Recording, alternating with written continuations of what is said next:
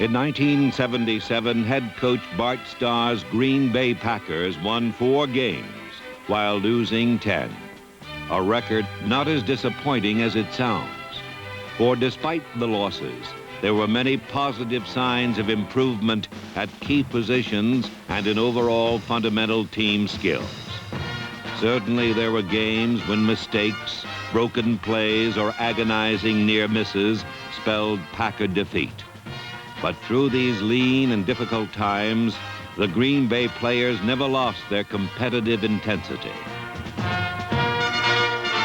They were never blown out of a game.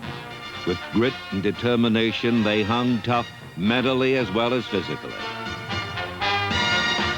While improvement was not startlingly and dramatically apparent in the one-lost ledger, it was substantial, and as the season progressed, the hard work, team discipline, and togetherness began to make itself evident more and more frequently. So it was that while 1977 will not be remembered as a banner season, it did serve as an important step in the Green Bay Packers' continuing rise to a competitive level of the championship caliber.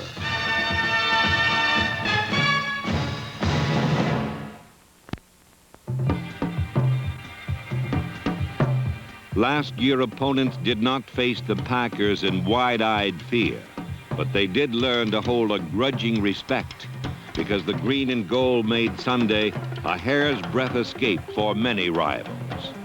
A case in point was the home opener against Houston, a game in which the Pack swarmed over Oilers' miscues while battling to a 10-10 deadlock.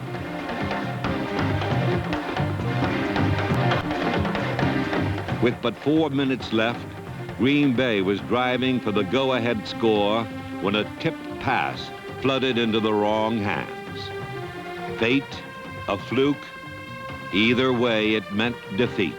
Disappointing because the Packers had outplayed the Oilers, especially on defense, where linebacker Fred Carr, number 53, was a roving wrecker, hitting here, there, and everywhere.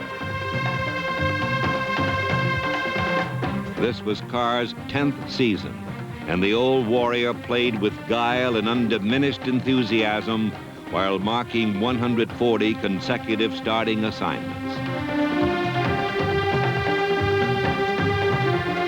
Beside him in the middle, number 50, Jim Carter was in his 8th season.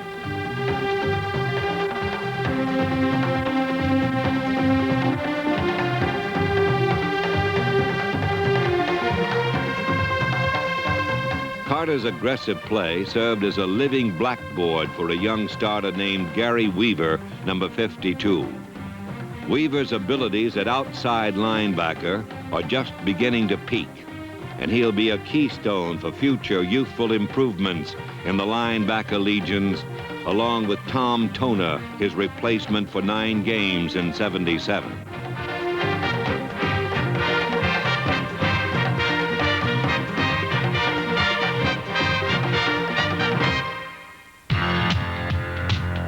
In 1977, the Packers' front four established youthful foundations, which, as they mature, will yield benefits for many years to come.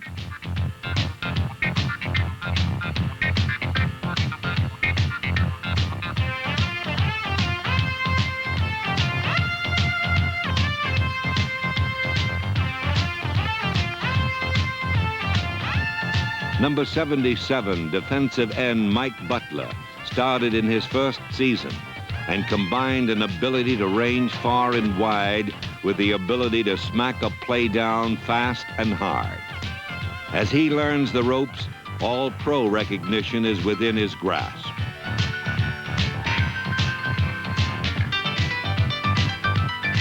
At the other end, number 70, Bob Barber, was in his second season, and his valuable contribution extended to the special teams as well as to the front four.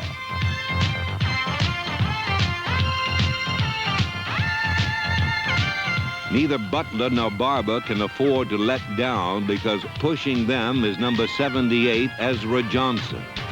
Only a rookie, Johnson could start at either linebacker or defensive end, but surely will make his mark in Green Bay. The guy who lends enthusiasm to players and fans alike is Dave Roller, number 74. He's in his fourth year, and at 6'2", 270 pounds, he's a steamroller with a Maserati's acceleration and handling. His quickness is his strong suit. Often the snap and his reaction are virtually simultaneous, and his penetration beats the offensive line's reaction to him.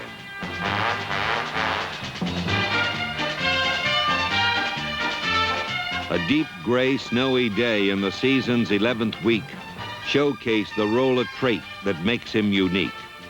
For Roller is a man who plays a high-intensity, rampantly emotional brand of football. In his heart beats the blood of a winner. Call it spirit, desire, or emotionalism. Nevertheless, it's one of those intangibles that is a positive influence on a team. A mental characteristic that can nurture, then sustain cohesiveness and a winning attitude.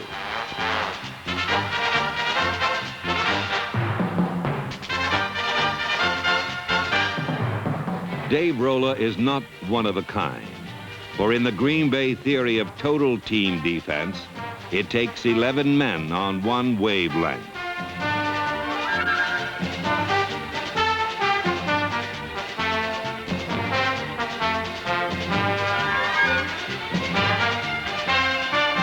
In many instances last year, the rival quarterback had the time, but not the place to throw, because roaming the deep ranges of the Packer defense was a brand of men who called themselves SWAT.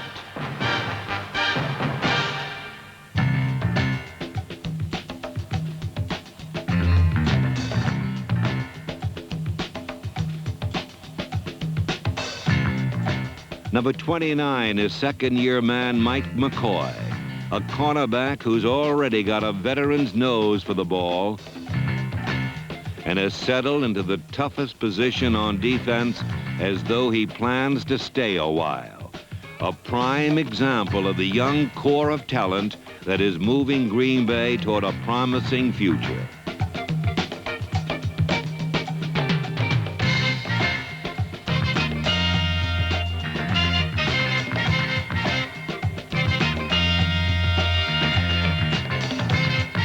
Number 46 is Steve Luke, a third-year strong safety from Ohio State, who's also an original member of the Packers' youthful percussion set.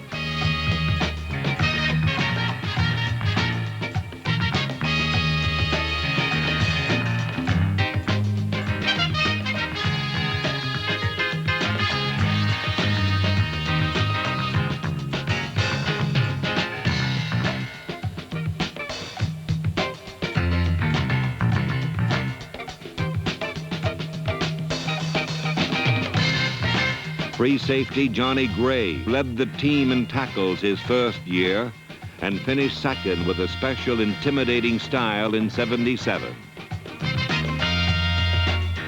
Cornerback Willie Buchanan, number 28, is the veteran of the group at a youthful 26.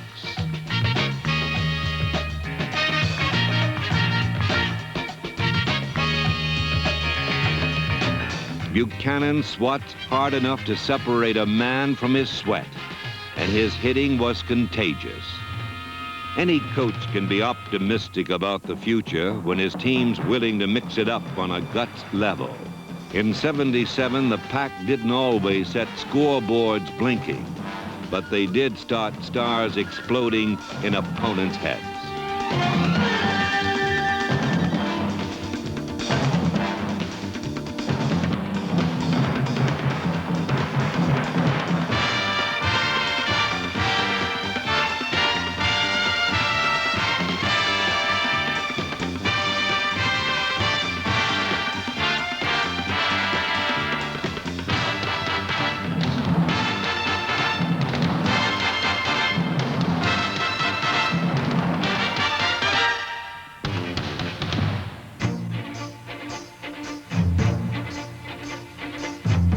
Chester Marcole's booming kickoff started a chain reaction that sometimes exploded prematurely.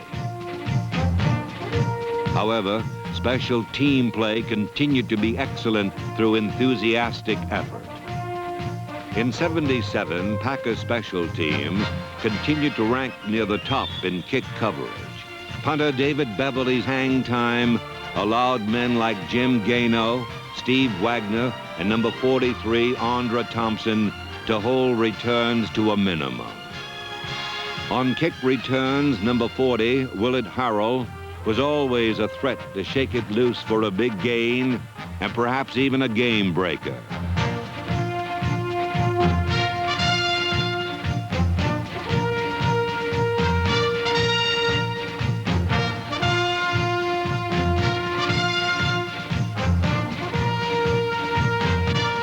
The prime factor for special teams is execution.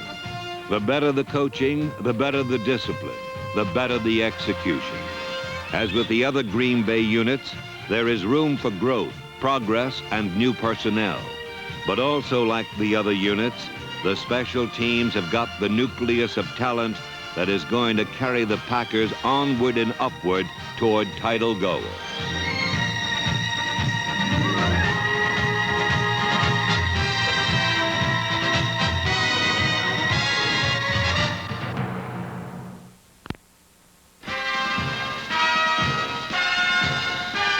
Last season, the Packer fans greeted each Sunday with fun and enthusiasm, despite the fact that sometimes the offense showed signs of youthful inconsistency.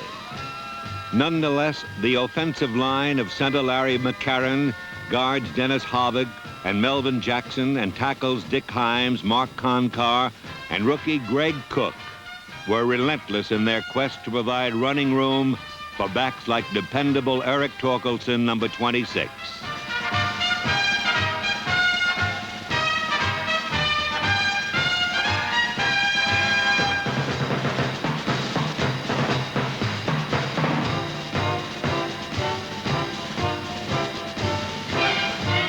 Number 48, Nathan Simpson, a rookie from Tennessee State, showed outstanding potential, as did young Jim Culbreth, a fullback with exceptional speed. Number 34, rookie Turdell Middleton, exhibited some promise as a speedy, rugged halfback. Number 40, Willard Harrell, possessed big play potential, whether passing, catching, or running. In only his third year, Harrell symbolizes the improving youthfulness of the Green Bay offensive unit.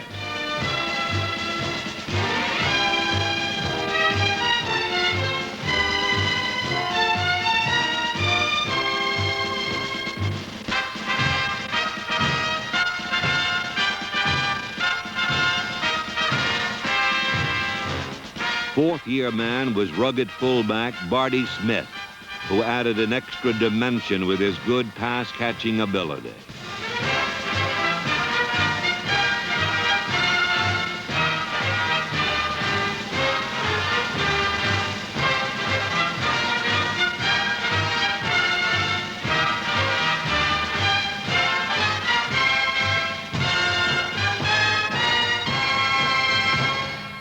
Wide receiver Ollie Smith, at 6'3" and 200 pounds, had a smaller man's ability to get open, but a big man's strength to break tackles.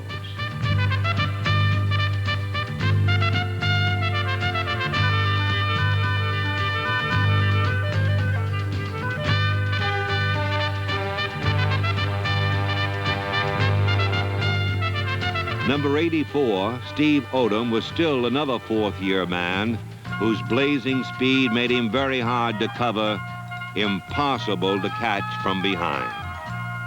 While total offense was an admitted weakness of this year's Packer squad, there were glorious moments when it all hummed like a finely tuned engine. Steve Odom was the driver on one such play. A beautifully faked handoff in a wide-open alley for the running back had the defense yelling, "Run!" But a flip to Odom proved otherwise, and he then waited for his blocking to form. McCarron and Jackson wiped out 2 threats. Barty Smith canceled another. Tight end Rich McGeorge and Willett Harrell did away with the final obstacles, and Steve Odom was home free. This was the kind of play the Pack could pull off, but in 1977, they were too few and far between. However, the situation is looking up. Experience, seasoning, and maturity will gain many more yards for the 78 Packers. At the same time, top-flight draft choices will be added to bolster positions where talent is now needed. One well-focused spot in the Packer picture was quarterback Lynn Dickey, who performed admirably as a leader impervious to pressure.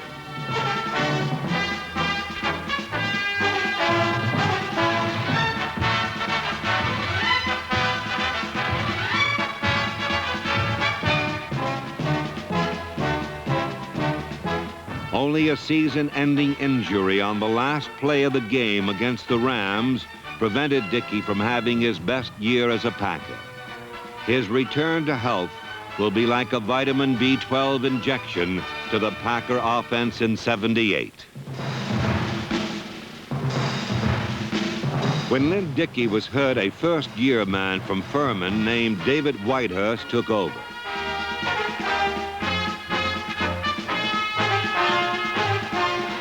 Whitehurst's indoctrination rites were painful at the beginning, but he soon proved to be a rugged match for the defenses stacked against him.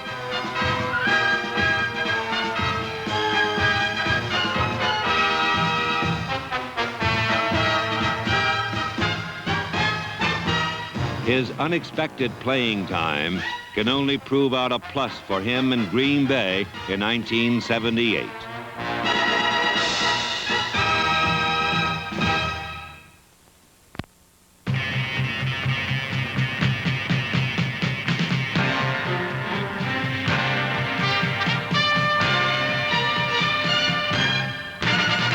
While the Packers did not rip through their '77 schedule, they did show many solid fundamental strengths, especially in their 4 victories. In New Orleans Superdome, the Pack took quick advantage of the Saints and their southern hospitality. Lynn Dickey was especially sharp on this day, and practically everything he put up came down right on the money. The Packers rolled to an early, comfortable lead, but the Saints closed the gap and forced the Green Bay defense to get tough. Scrambling Archie Manning was penned in and put down as the Pack sacked him on 7 occasions.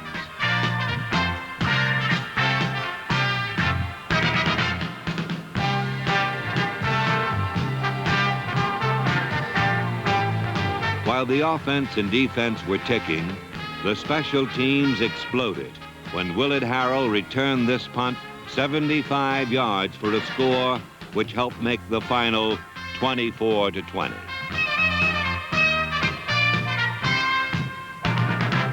For the Packers, this game was a strong all-around performance, important because it pointed to the team's potential, a potential that lacked only consistency to make the season a success.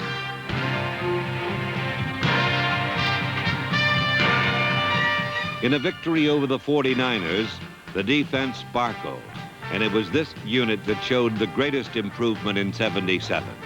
In fact, the Packer defense is only 2 or 3 players away from being among the top defenses in the NFL. They'll definitely come up with more big plays and be even stingier in '78. This 16-14 win over San Francisco was also an important confidence builder for young David Whitehurst, whose passing and play calling were crucial factors in the winning effort.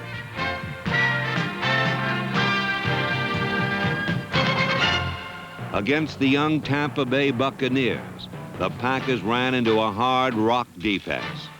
But the Packers dished out a dose of defense themselves while not allowing the Bucs to score. Meanwhile, the offense galloped for 13 points as Green Bay easily escaped the embarrassing fate of becoming Tampa Bay's first victim.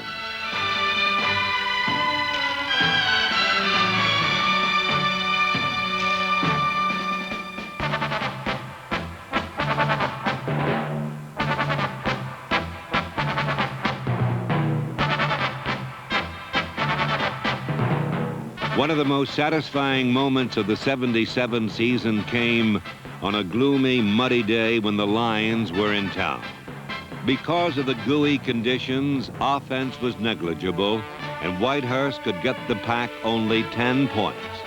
But 10 points was enough, for the Green Bay defense held the Lions to only 9 in an inspired performance that will stand as a beacon, lighting the way toward 1978. Coaches, fans, and players can feel the optimism growing, and they can feel the team growing as the core of young, dependable, first-rate players continues to expand.